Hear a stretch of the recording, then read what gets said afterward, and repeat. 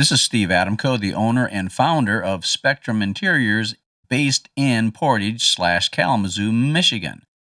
What I wanted to talk about today was how to get the most out of a home and garden show or home and garden expo. So, what you want to do first off is to get on the website and see who's going to be exhibiting there. See what it is that you're looking for, whether it's a builder, a landscaper, a plumber, electrician, or whatever the case happens to be. So, most of the websites, and particularly if it's a show span, they'll have an interactive floor plan. So you can hover over different booths and find out who's there, or find out, the builders and what booth number they have. You can hover over that, and a lot of times, a website link will pop up and you can check out their website. So that's one of the first things that I recommend people do is to check out the website and see what the company is all about. How do they represent themselves? What do they say about themselves? So once you've done that, you can prioritize that list and say, okay, when we get there, this is the first booth or exhibitor we want to go see, and the second, third, and so on. So you could group them by builders.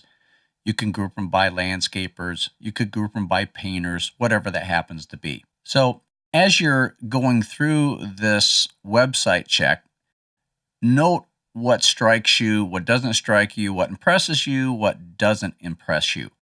Make a list of things that, stand out and things that maybe don't stand out. Then when you get there to the expo or the home show and you start to visit these people, have a list of questions that you want to ask them that are important to you. How do you approach it? How do you approach building a home? What kind of communication do you have? What kind of people do you use? Where do you put your emphasis? What makes you stand apart from your competition? That would be a good question to ask. What makes you stand apart from your competition? One of the best questions that you can ask is, why should I do business with you versus anybody else in your category or class? You'll get some interesting answers there. Now, the answer that you get is going to depend on who it is that you're talking to. Now, the owner could be there, or maybe he's not there, and maybe he has somebody else fitting in and manning the booth, so to speak. So it could be a secretary, it could be a marketing person, it could be a salesperson, it could be, a carpenter, it could be, president, vice president, it could be anybody. So you want to find out what their position is in the field or in the business. So you want to ask the questions that are important to you because you listen to the radio station WIIFM, which stands for What's in It for Me. So you want to find that out, and you want to find out if it could be a good fit. Now, a lot of times at these expos, it can get a little hectic and you may not get the kind of attention that you want because they're trying to, in a sense, meet and greet as many people as they can. One of the things that I've observed is how they act towards you or whether or not they acknowledge you when you approach the booth.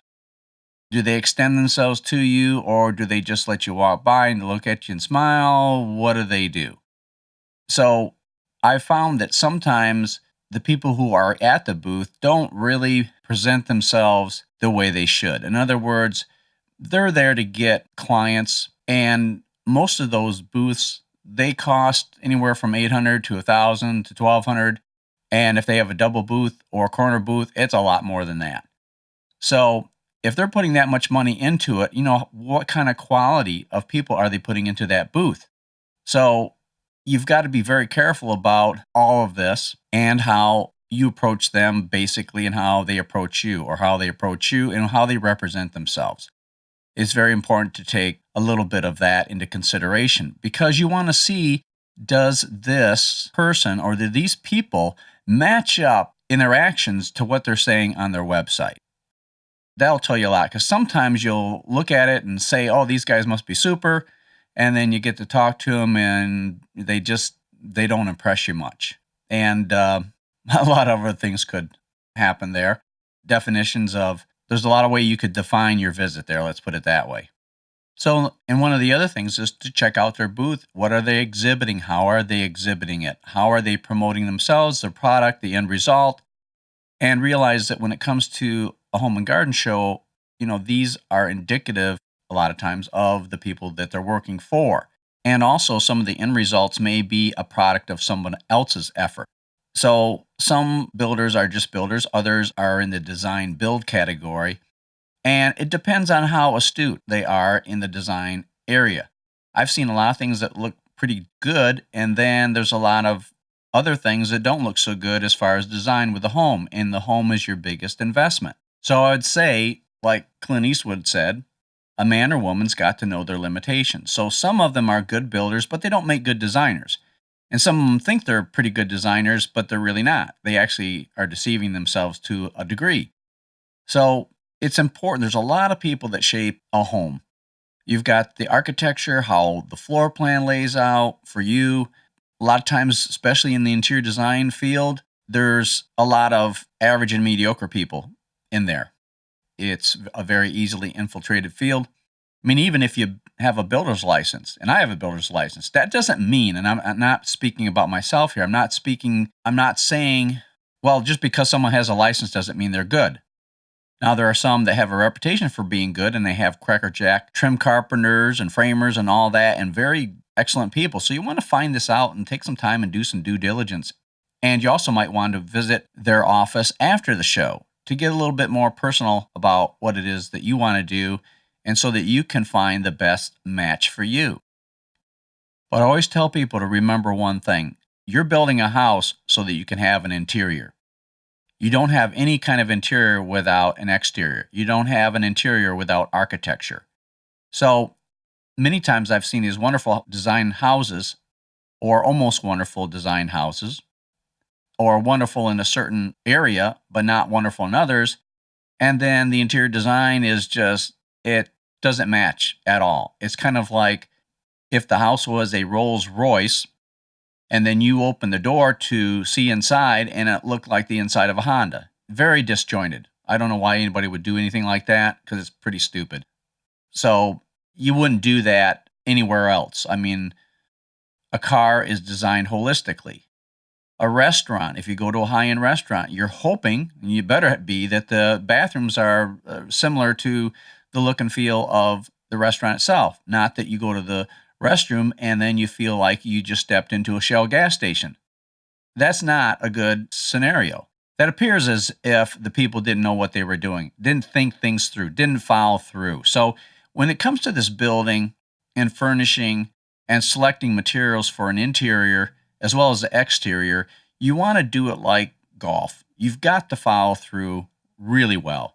If you do everything up to the point of following through, you're going to be hooking, slicing. You're going to be a lost ball in tall weeds, and you're not going to like the end result. I promise you. Okay. So these are some of the tips, maybe, or the things that you should keep in mind when you go to any home and garden show or expo. Do your own due diligence. Check these people out thoroughly. Ask them why they do what they do, how they do what they do, what separates them, what makes them stand out, and see if it correlates with what they've promoted on their website. A lot of people promote things on their website like we're amazing, we're awesome, we're fantastic. But then you look at their work, and anybody that really is good at that says, not making it, not cutting it. If you're looking for gold, silver, or bronze, they don't even have the podium on those three positions. They're an also ran. So don't get into that situation. And another thing I would say is that if you have a floor plan, and the floor plan is the major driver in any home, it really sets the tone. It sets the tone for everything that's going to happen there. In other words, if a wall is moved, maybe a foot or two this way, it actually could improve the balance of the room, or could improve this, or the traffic flow, or what have you. And a lot of people, even builders and designers and some architects, they don't really get it on the inside. They don't see how everything fits together with the furniture. Okay, everybody that I know that lives in a home has some furniture.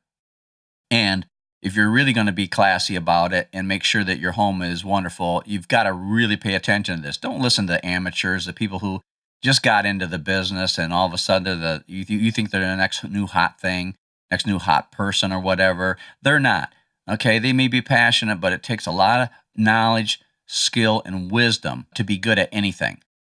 They always say that it takes about 10,000 hours to be an expert at something. Well, a lot of these people they're so new, they've maybe got, 400 hours in it, not 10,000 hours. I mean, who would you rather fly with, a veteran or a newbie?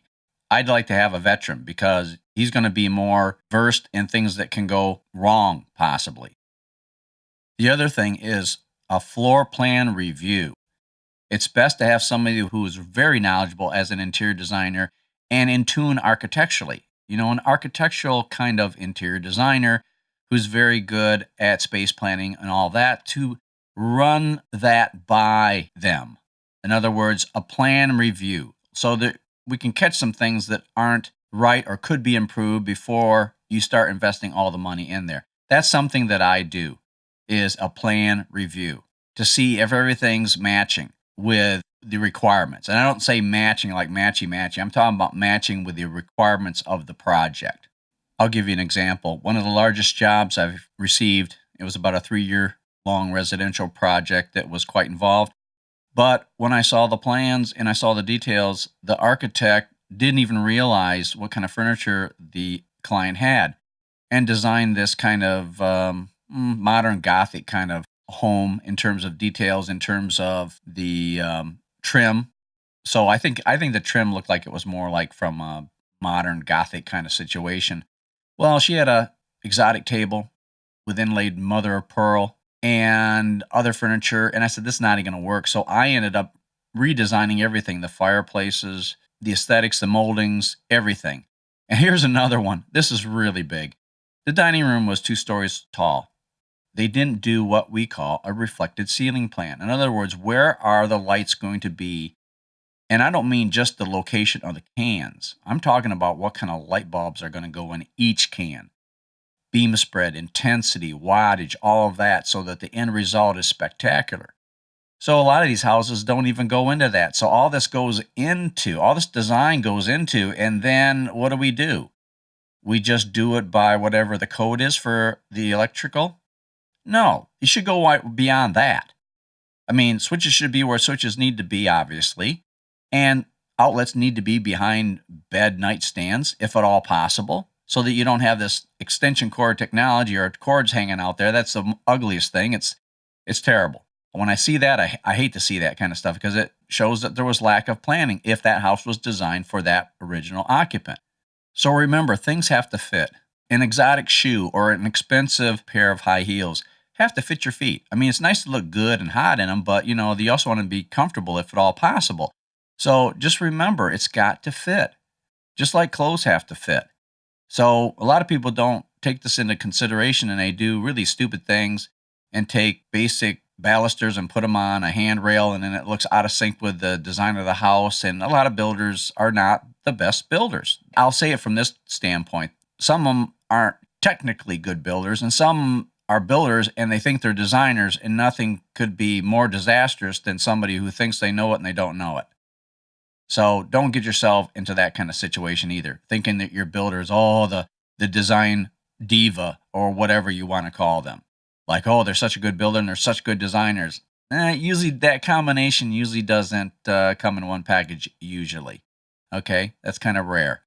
All right, so those are some tips and tricks. I hate that thing, tips and tricks. So those are some, I don't even want to call them tips. Words of wisdom. Let's call them words of wisdom. That's some words of wisdom there you want to pay attention to when you go into this.